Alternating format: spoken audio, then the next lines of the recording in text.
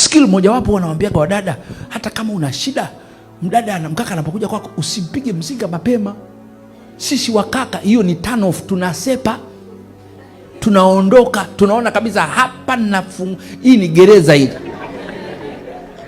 Yaani siku ya pili tayari simu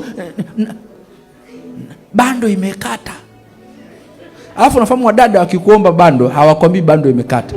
Anakwambia nilikuwa nataka nijibu message yako nikajikuta. Hiyo ni ujumbe bana, weka hela humu.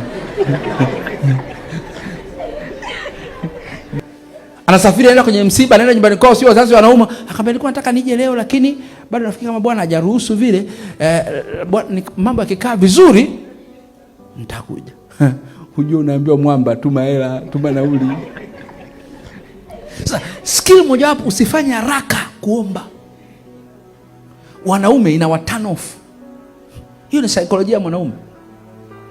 Yuko hivyo. Ngoja nikwambie, nikufundisha saikolojia.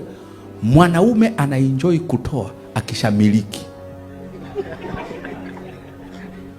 Mimi nawafundisha saikolojia. Kabla hajamiliki, ukiweka mzinga tu anajua kuisha, hamna kitu hapa. Akishamiliki ana enjoy kutoa.